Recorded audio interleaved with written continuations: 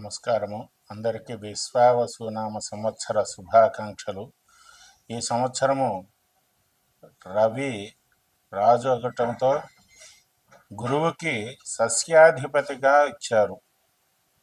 సస్యాధిపతి గురువుగా కావటం వలన యువగోధూమాచనకా ఫలితాశ్చ భవంతి పీతధాత్రీ చ ఫలితా గురౌ సస్యాధిపే సతి. అంటే గురువు సస్యాధిపతి అగుటచ యవలు, గోధుమలు, శనగలు బాగా సమృద్ధిగా పండుతాయి. పసుపు రంగు నేల బాగా చక్కగా పండుతుంది. అదేవిధంగా గురు సంచారం వలన ఈ సంవత్సరము ప్రజలందరికీ కూడా మేలు జరుగుతుంది. వ్యవసాయ రంగము, వ్యాపారము గురు సంచారం వలన అభివృద్ధి పడి వాళ్ళందరూ కూడా సుఖంగా జీవించుతారు. గురువు సంచారం వలన విద్య బాగా అభివృద్ధి చెందుతుంది. ప్రతి ఒక్కళ్ళు కూడా విద్యలో బాగా అభివృద్ధి చెందుతూ ఉన్నత స్థానానికి చేరుకునే అవకాశం కలదు. విద్యాశాఖలో అనేక రకాలైనటువంటి పదోన్నతులు కానీ లేకపోతే ఉద్యోగ అవకాశాలు కానీ ఈ గురువు సంచారం వలన ఈ సంవత్సరం అంతా కూడా బాగా జరుగుతుంది. గురువు అతిచారములో ఉండగా శని వక్రించటం వలన దోషం ఏర్పడుతుంది. దానివల్ల ప్రపంచం అంతటా కూడా యుద్ధ వాతావరణము, తెలియకుండానే బయోవార్లు, ఆటోమేటిక్గా మనందరము కూడా దానిని ప్రపంచ యుద్ధముగా పరిగణించవచ్చును. అదేవిధంగా గురు ప్రభావం వలన ఈ సంవత్సరం అంతా కూడా బ్యాంకింగ్ రంగము బాగా అభివృద్ధిలోకి వస్తుంది. అదే ఈ వర్షలగ్నాన్ని కనుక మనం ఈ సంవత్సరం పరిశీలిస్తే సింహలగ్నం అవుతుంది. వర్షలగ్నము లగ్నానికి పంచమ అష్టమాధిపతి అయినటువంటి గురువు దశమంలో అంటే వృషభంలో ఉండటం వలన మతపరమైనటువంటి విశ్వాసాలు కలుగుట వలన ప్రజలందరూ కూడా భక్తి భావంతో దేవాలయాలకు వెళ్ళి పుణ్యకార్యాలన్నీ కూడా చేస్తారు. శ్రమకు తగ్గటువంటి ఫలితాన్ని కూడా వస్తూ ఉంటుంది అందరికీ.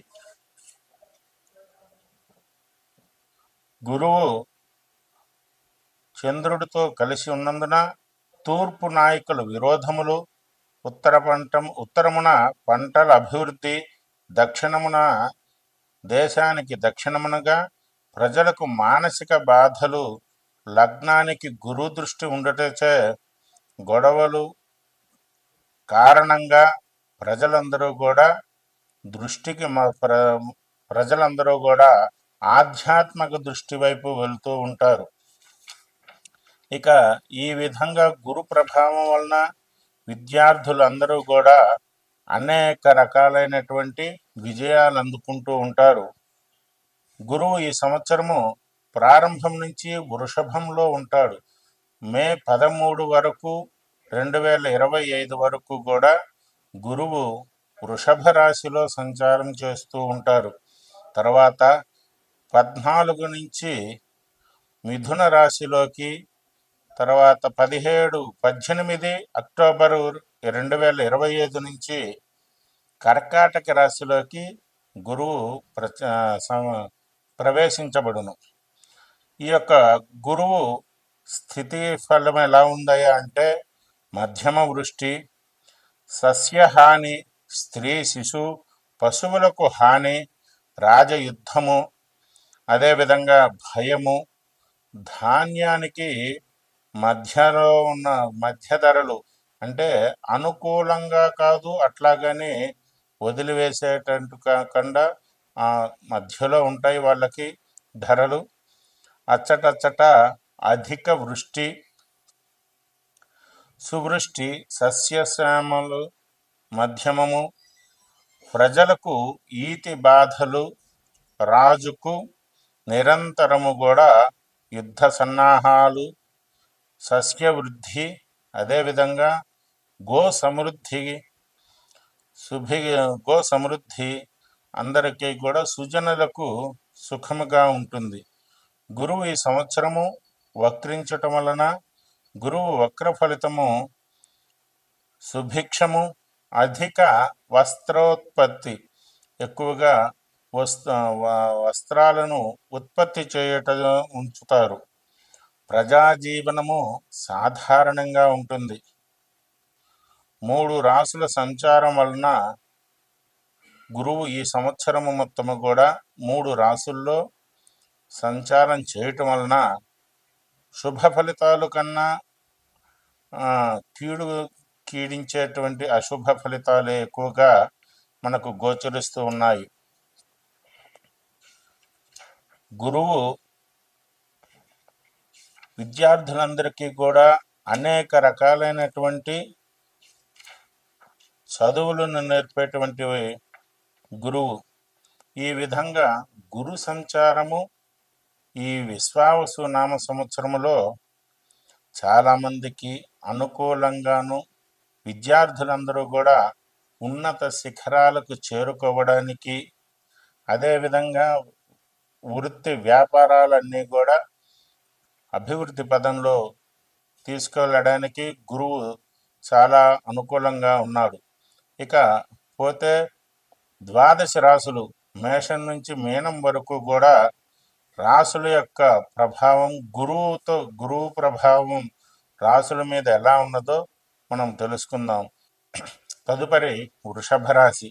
వృషభ రాశి వారికి గురువు మొదటిలోనే ఉన్నాడు, లగ్నంలోనే ఉంటాడు. ఈ సంవత్సరం అంతా కూడా గురువు వృషభ రాశిలోనే మొదలవుతాడు. మే 13 వరకు కూడా వృషభ రాశిలోనే ఉంటాడు గురువు. 14 మే నుంచి మిథున రాశిలోకి గురువు సంచారం మొదలవుతుంది. కుటుంబ కారకుడైనటువంటి గురువు మంచి బలంగా ఉంటాడు. కాబట్టి ఈ వృషభ రాశి వాళ్ళు స్థిరాస్తిని అభివృద్ధి చేసుకోవటం కానీ, లేకపోతే ధనాన్ని బాగా సంపాదించుకోవటము. ఒక్క మాటలో చెప్పాలంటే గురువు అనుగ్రహం ఎలా ఉందయ్యా అంటే ఈ సంవత్సరం వృషభ రాశి వాళ్ళకి నక్కతోక తొక్కటం కాదు, డైరెక్ట్గా నక్కలన్నీ కూడా వచ్చి వాళ్ళ కింద పడుకుంటాయి. కాబట్టి గురువు అనుగ్రహంతో వృషభ రాశి వాళ్ళకి పట్టిందల్లా బంగారమేనా అనిపించేటట్టుగా ఈ సంవత్సరము గోచరిస్తూ ఉన్నది. అదేవిధంగా గురువు వైశాఖ బహుళం వరకు కూడా జన్మరాశి యందు ఉంటాడు. కార్తీక మార్గశిరములందు తృతీయం నందు సంచరించటే, అంటే మిథునంలోకి వెళ్ళగానే ఆ యొక్క సమయంలో కొన్ని రకాలైనటువంటి తాత్కాలికమైనటువంటి ఇబ్బందులు ఎదుర్కొనవలసి వస్తుంది. అవి కూడా వాళ్ళ యొక్క సమయస్ఫూర్తితో వాటిని అధిగమించేసి, మా సంఘంలో వీరి మాటకి తిరుగు లేకుండా వీరు చెప్పిందే వేదము శాసనము అన్నట్టుగా ప్రతి ఒక్కళ్ళు కూడా దీనిని ఆచరిస్తూ ఉంటారు. వీరి మాటే శిరోధార్యంగా ప్రతి ఒక్కళ్ళు కూడా వింటూ ఉంటారు. కాబట్టి గురువు అనుగ్రహంతో ఈ సంవత్సరం వృషభ రాశి వాళ్ళకంతా కూడా మంచిగా జరుగుతూ ఉన్నది. కొన్ని రకాలైనటువంటి చికాకులు, ఇబ్బందులు ఉన్నప్పటికీ, మానసిక ఒత్తిడులు అన్నీ కూడా ఉన్నప్పటికీ కూడా మీరు నిత్యము కూడా దేవతారాధన లేదా సుబ్రహ్మణ్యేశ్వర స్వామికి ఎక్కువగా పూజలు చేసుకుంటే గురుగ్రహం యొక్క అనుగ్రహం కలుగుతుందని చెప్తున్నాము. వృషభ రాశి వాళ్ళకి గురువు యొక్క అనుగ్రహము పరిపూర్ణంగా ఉంటుంది. తదుపరి మిథున రాశి. ఈ సంవత్సరము గురువు యొక్క అనుగ్రహం కోసము ప్రతి ఒక్కళ్ళు కూడా ఈ కిందటి చెప్పేటువంటి శ్లోకాన్ని ప్రతి ఒక్కళ్ళు ఎవరి శక్తి కొలది వాళ్ళు పారాయణ చేసుకోవటం వలన మీరు చేసేటువంటి పారాయణ మీకు మనశ్శాంతిని కలిగించడానికి కానీ, గురువు యొక్క అనుగ్రహాన్ని పొందడానికి అవకాశం ఉంటుంది.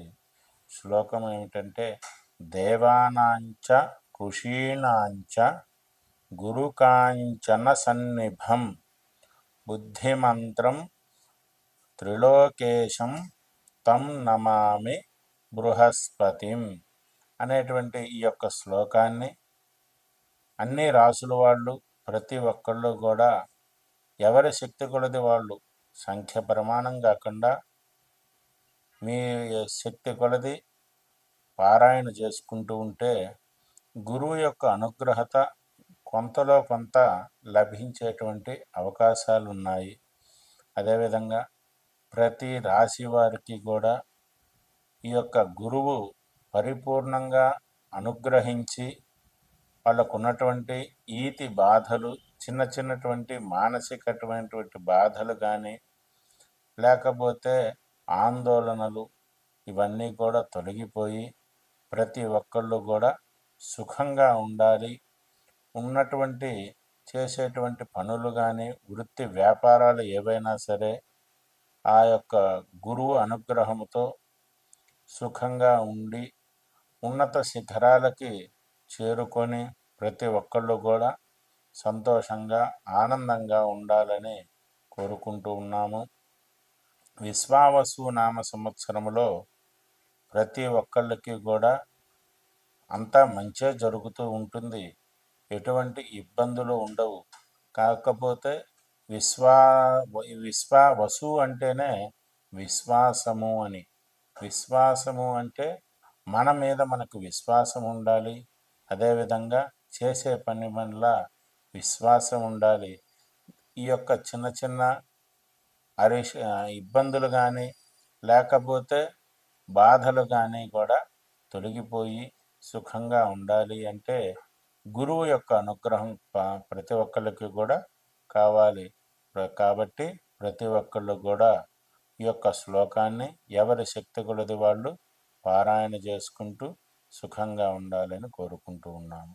ఈ సంవత్సరము గురువు ప్రారంభంలో వృషభంలో ఉంటాడు.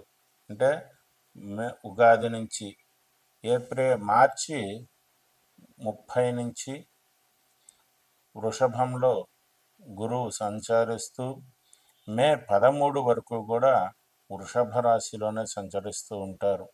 తదుపరి మే 14 నుంచి మిథున రాశిలోకి గురువు యొక్క సంచారం మొదలవుతూ ఉంటుంది. మే 14 నుంచి 17 అక్టోబర్ 17 వరకు కూడా గురువు కర్కాటక రాశిలో సంచారం చేస్తూ ఉంటాడు. అక్టోబర్ 18 నుంచి సంవత్సరాంతం వరకు కూడా గురువు కర్కాటక రాశిలో ప్రయాణం చేస్తూ ఉంటాడు. ఈ సంవత్సరం మొత్తం కూడా గురువు 3 రాశుల్లో సంచారం చేస్తూ ఉంటాడు. వృషభము, మిథునము, కర్కాటక రాశుల్లో ఈ సంవత్సరం గురువు సంచారం చేస్తూ ఉంటాడు. కాబట్టి గురువు యొక్క అనుగ్రహము కోసము కొన్ని రాశి వాళ్ళకి గురువు అనుకూలంగా ఉంటారు. అదేవిధంగా వ్యయస్థానంలో ఉన్నటువంటి గురువుకి కొంతమందికి బాధలు పెరుగుతూ ఉంటాయి.